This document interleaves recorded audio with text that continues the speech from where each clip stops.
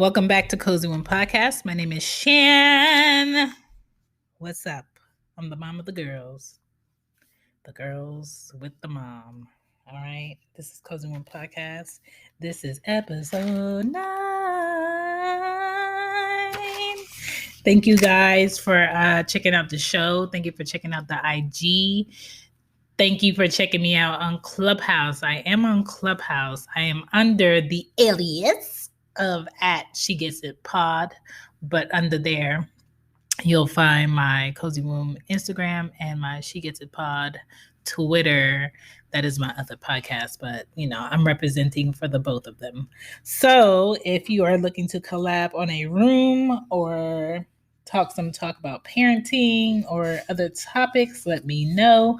Ping me and I'll see if I'm free because I do other shows, but I am on Clubhouse. I am on Twitter @CozyWomanPod. I deleted my Facebook. The permanent deletion will be in February. I get no traction from Facebook, so it's kind of pointless.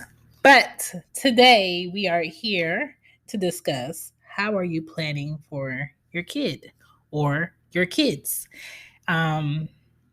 Personally, most people who are super pre-planned people for kids usually have a harder time conceiving or having a follow through with a healthy pregnancy.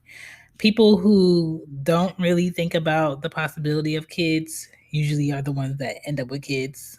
We see it all the time. Like, how is she pregnant again? Or how is it so easy for you to be pregnant? Everybody's body is different, right? And some kids are popped out by a woman back to back to back to back. Personally speaking, if you're a responsible parent and you're financially not stable, that is not smart to do. But if you have the foundation, the help, the assistance, the family to go ahead and have multiple children back to back to back, go for it, honey. Go for it, honey. My sanity and my vagina is just not set up that way, right? And if you are rolling with the punches, you kind of get the hang of it if you didn't really sit down and have a meeting with your partner about having a child or creating a child. You started like you roll with the punches. And when I tell people, you can't really plan for a kid, they think I'm crazy. But I'm just gonna go over ways on why I say that, because when I tell you about these kids, honey, these kids they're their own people. They are part of you, but they are their own people. And we have to really start looking at our children as being their own little individual people who are part of us, an extension of the mother and father, but they are not us. So the way that we were raised sometimes cannot go into the way that we raised them. The things that our parents did for us that work may not work for the way that these kids are needing parenting from you. So we have to be aware of it. We have to be honest, and we have to be structured in the way that we parent. And that's what we're talking about today on Cozy Womb Podcast. Hood Rat to Harvard is a new podcast just for you. It's a storytelling adventure in hood tales with me, Chandrika Simmons, the law chick. I tell and curate unbelievable but fact-checkable tales of growing up in the projects, military bases, and rental houses throughout the United States. Come on this adventure with me, and you will be geeked that you did. I've lived everywhere from Phoenix, Arizona to Cambridge, Massachusetts. That's Hood Rat to Harvard. HOODRAT, the number 2, Harvard, HARVARD. Hood Rat to Harvard. You won't be disappointed. Oh my goodness. I tell you, Paco is so hilarious. The things that he texts me, I'm just like, sir, where do you find this stuff? But all right. Hope you enjoyed those messages and things. All right. Hope you enjoyed it. So let's talk about what I mean by you cannot all the way 100% plan for your child. I've wasted a lot of money. I wasted a lot of time, and I wasted a lot of me having the illusion of how things would be in parenting. For instance, when it comes to buying your child things, you may think that those shoes are cute. You may think that eventually your child will get to this size shoe. Sometimes kids skip a size and you waste your money on a shoe. For instance, I had some friends who did not have kids that love luxury. They purchased Anya when she was little a Burberry dress, which was very cute, very cute, very cute. Price tag wise, I could probably buy a couple of pieces of my wardrobe with it, right? They purchased her some Gucci shoes, which were super cute, some cute little ballet flats. Price tag wise, I probably could have bought myself like 2 pairs of shoes. She only worked one time. And then I saved it because, after I had Anya and she came out of my vagina, I'm just like, oh no, never again. I will only have a child. I know why people have one child now. And then over time, of course, I had another one, right? And because the Lord is so funny, he let her be a girl. So I said, I'm going to save the dress. I'm going to save the dress. That way Ari will be able to wear the dress and the shoes. Okay.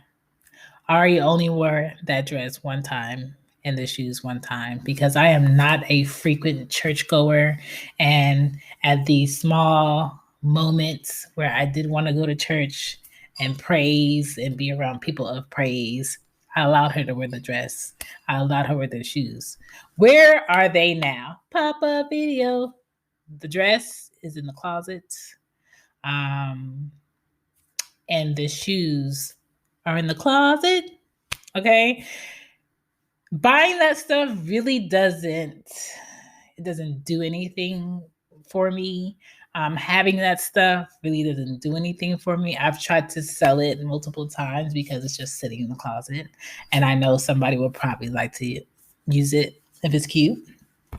But yeah, it's just in there. So things like that, buying expensive clothing, shoes, hats that your kids don't even want to put on and they'll yank it off. It's unnecessary. So don't spend your money on it. Okay. When you're pre-buying for kids, I always tell people if somebody just had a new baby, buy onesies 3 to 6 months. Boom. Boy or girl, they can use it. It will help. It is always good to shop for your baby out of season. So let's say right now is winter. You should be going through that sale rack of those old summer clothes and just racking up on summer clothes. That way, when summer and spring comes around, boom, you have it half the price, sometimes 60% less of what the original price was. Sometimes 90, depends on where you shop at. The best place to buy kids clothes, especially baby clothes for less, Ross, TJ Maxx, Marshalls, and also if you're looking for like things for babies in your car and traveling wise and accessory wise, it's better to shop at those stores instead of like a Walmart or a Target and pay a higher price because they usually have it at a lesser price point. Usually when the big box department stores have those things full price and it doesn't sell by a certain time period, they have to mark it down depending on when they got the product in. And at a certain point, when they start marking it down to a point where it's pointless of them having it because they haven't made any margin and profit, they push it to those side stores like TJ Maxx, Marshalls, and different websites like that. Or you can always do your research, Google's on purchasing things through Amazon. I love Amazon.com. When I was looking at Pack and Play, because I did not want to buy my children a crib because I am not getting up out of my comfortable bed in the middle of the night to get a child out of a crib, reach in, bend down, change a diaper, get them to put them on my boobs, in a crib. I'm just not going to do it. But I will get a pack and play so I can put you deep down in there during the day. I can take it outside. I can pack it up. I can travel with it. It has like a little case that it comes in. I can take it to friend's house, family's house. You'll have a bed. I don't have to worry about somebody rolling off the bed because you're in your own pack and play to sleep. Right. So I just felt like the pack and play automatically for both of my kids was more efficient. Some people really try to pre-plan, be like, so we have to buy a crib. And then when you look at those crib prices, it's like $400, $500, sometimes $1,000 because you want it to have a cute aesthetic. Ma'am, if you are not financially in a position to afford an $1,000 crib for a baby that's only going to be in it probably about 5 to 6 months, don't do it. If you can just get a regular swing and not that motion thing that's like $1,200, don't do it. Get you a regular swing that costs you about $60. Your child is going to outgrow it in about 3 months, and you're going to end up basically having to take it to what's that store that takes lightly, gently used stuff? Child something. It's kind of like a Plato's Closet, but for kid stuff. But yeah, you can probably try to sell it to them if you took care of it. Do not get a swing that needs batteries. Get a swing that can be rechargeable by a cord. Because when I tell you buying those big WD batteries is going to cost you.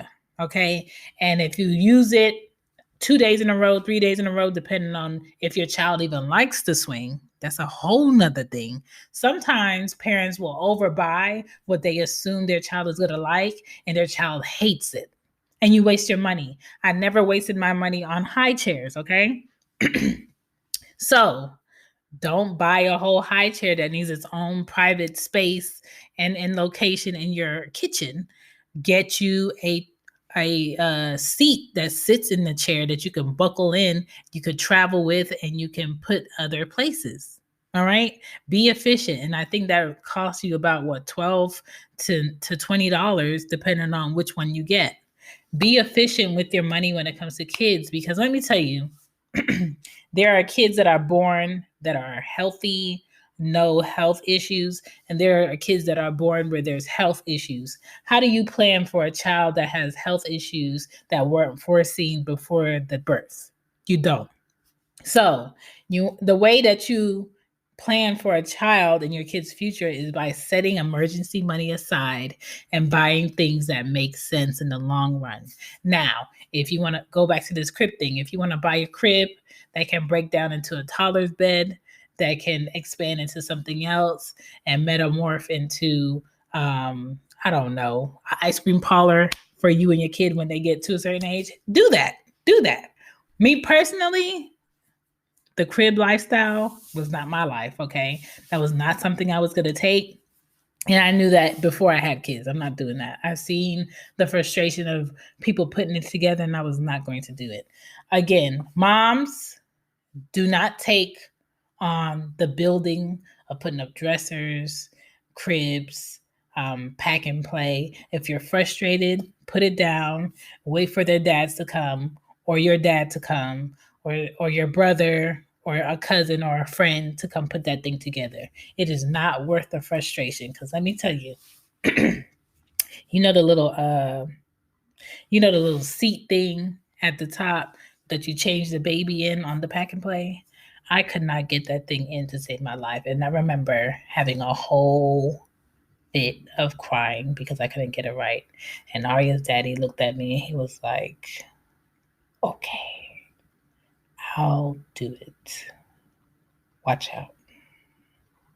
Sometimes we want to get things so prepared all the time that we become a problem for ourselves instead of being a solution to the matter at hand. And we have to stop becoming our own problems, step back, and allow other people to help us, especially when we're pregnant. Diapers. Do not spend a whole bunch of money buying newborn diapers unless you know for sure you're probably giving birth to a preemie at like 26 weeks or 32 weeks and not a full-term baby, okay? And the hospital, after you have the baby, will give you newborn diapers at the point where that baby does need newborn diapers if your baby needs newborn diapers. Ari was 7 pounds. Anya was Anya? I think Anya was 8 pounds or close to 8 pounds. I never used newborn diapers, right? I never used it. And then when I got home, I used size 1 diapers for like a month and a half, close to 2 months. Then it was size 2 for, I think, 2 to 3 months. Then size 3 was a long stretch of diapers. Size 4 was a long stretch of diapers. My number one diaper is definitely going to be Huggies because it has no scent and their snug fit just makes sense. There's no leakage. I've never had an explosion of poop with Anya, and I've never had an explosion of poop on the sides or in outfits with Ari, okay? I stand by it.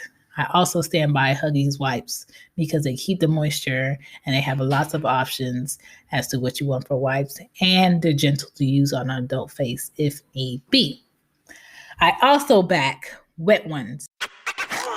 Hey guys, hope you're enjoying the show.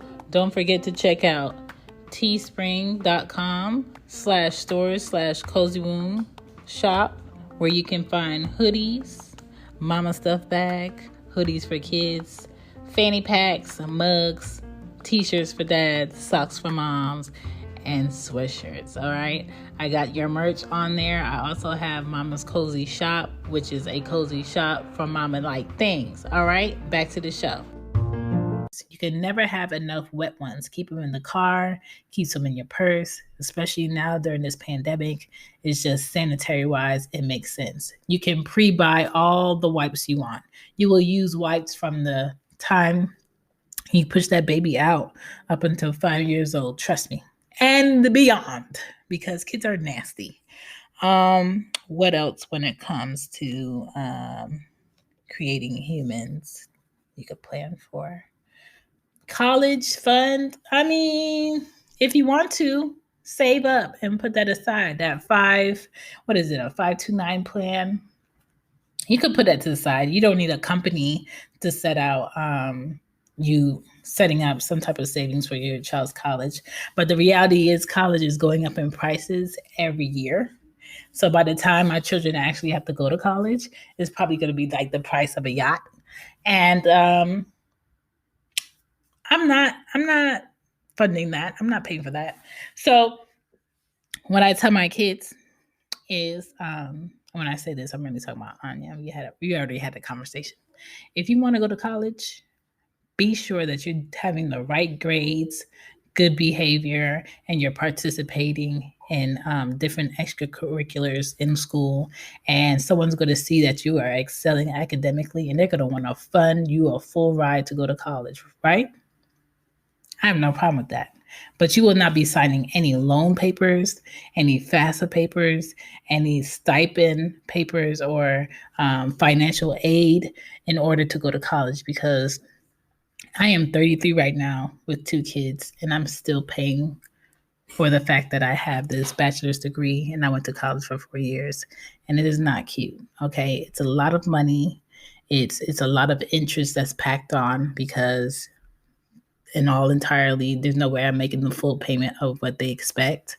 So yeah, I'm not forcing college down my kids' throats. That's just something I'm not forcing. If they want to go, they can go, but they just have to make sure that they're good academically for someone else to go ahead and fund that with grants or scholarships, because mama's not paying. What else when it comes to planning for your kid? Car seats. I mean, if you want to spend a pretty buck on a convertible car seat that morphs into another car seat for another age, like a transformer that's like $300 something, go for it, honey. Go for it. And when it comes to strollers, if you want to spend $2,000 on a stroller and you got the funds to do that, go for it, honey. Go for it. Like, I'm not going to tell you no, but if you don't have the money, don't aim for that. Don't plan for a $2,000 stroller and put it on your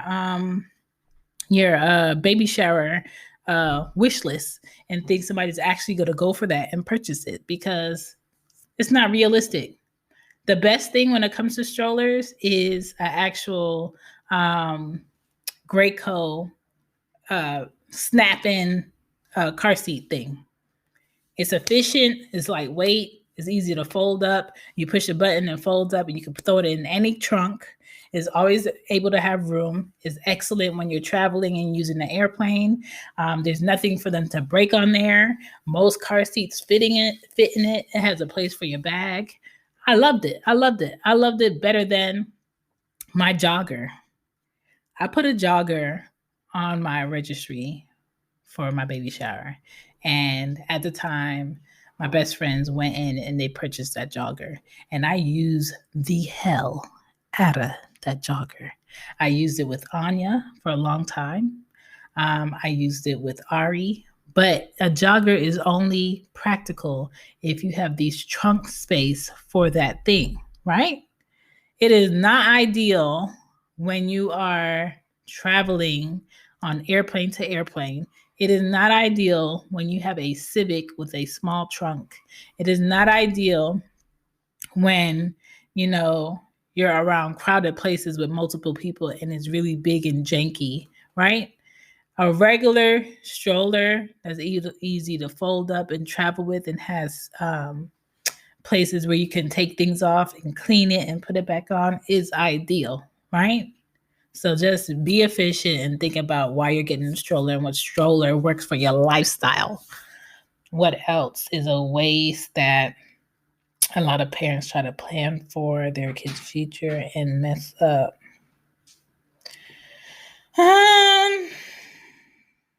You can never go wrong with buying books. Buy the books, read the books. Toddler beds, I believe, are the dumbest thing. Skip the toddler bed, get your children a twin bed. And if you have multiple children, think about a bunk bed, or you can get a bunk bed that can break down into two separate beds. I have that. Right now, the girls have it as a bunk bed, so pray for me in their room. They are sharing a room. My daughters are 3 years apart, and sometimes it does get frustrating, but for the most part, my 7-year-old is at the top and my 3-year-old is at the bottom. And yeah, that's what's going to work for right now. And eventually, I do know that they would have to get that bunk bed separate and be in separate rooms, but we're not there yet. And if it comes to you having multiple kids with different preferences and personalities, because they will be different, do like a room that's neutral and put all of their favorite things in it and play with the colors. I mean, now if you have two kids that are separate sex and like different things, a boy and a girl, you just gonna have to have two rooms and you gonna have to do what you do. But for the most part, I try to buy everything that I have twice, or try to do things that are a little bit different, so I can not have to hear their mouth on things. But for the most part, if you want to plan for your kid's future, make sure that you're in the best position to be there as a mom and to be there as a dad for your kids. Do not take on a career where you're never home or you don't have time to do things that kids really need from a parent if you're planning on having a family or starting a family, because just because you can afford a nanny doesn't mean your kids need a nanny. Your kids need you. Your kids need to know who you are, your personality, have downtime with you. And that goes for a father and a mother. Personally, I've always seen my mom take care of other people's kids because of the careers that they chose. And I knew that was something that I didn't want, because I saw all the gems and the great moments that my mom got to witness and have with other people's kids. And those other people weren't there to see it, embrace it, or be there for their kids. And it's kind of like, dang, there's a whole big element of being a parent that you that you miss.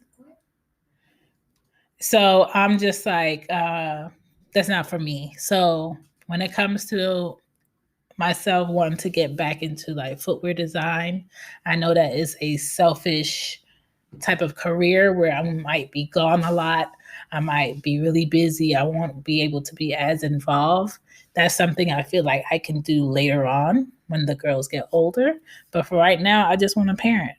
For right now, I just want to be here and find another medium that I could be creative in, which is podcasting. So when it comes to how do you plan for your kids' future, just be practical, be realistic, and make sure the choices that you make now before you have kids or while you're pregnant is going to benefit your child when they get here. And buy things that make sense. Talk to other mothers. Things like a diaper genie, I knew automatically I wasn't getting. Who wants to smell poop sitting in a room that you have to change later? Just take it out now. Just put it in that little grocery bag and tie it up and put it outside now so you don't have to smell it. Like, I don't need a diaper genie. That I knew that was a waste of money. When it comes to wipe warmers, I mean, you might use it for the 2 first months that your newborn is out, but after that, you gonna get this wet wipe. You know what I'm saying? you gonna get this wet wipe. The kids will get familiar and they understand that I'm getting my diaper changed. I'm gonna be dry soon. She gonna put on this diaper and we gonna be out. You know what I'm saying? It's not really that important to have a wipe heater that warms up your wipes. It's not necessary unless you live somewhere that where it's always cold and you just want to make sure your kid is comfortable all the time. What else is not practical? I never bought maternity clothes while I was pregnant. I just bought my stuff from Zara, a next size up. And I bought a lot of spandex and a lot of sundresses. So I don't have to wear drawers and I can have the breeze. And I mean, ain't nobody really checking for nobody that's pregnant anyway. What else is a good thing to do? Women, when you're pregnant, keep a change of clothes in the trunk. Anything can happen as far as accidents where you sneeze and you pee on yourself, or you might eat something your child doesn't agree with it and you find yourself vomiting and mess up your clothes and stuff. So keep some clothes in the trunk. Flip-flops, keep flip-flops in the car. You never know when your feet might get swollen. And just be comfortable. The key to being happy while pregnant is to be comfortable. My name is Shan. I hope I relaxed some people thinking about joining the mom club and the dad club. It's really about just being practical.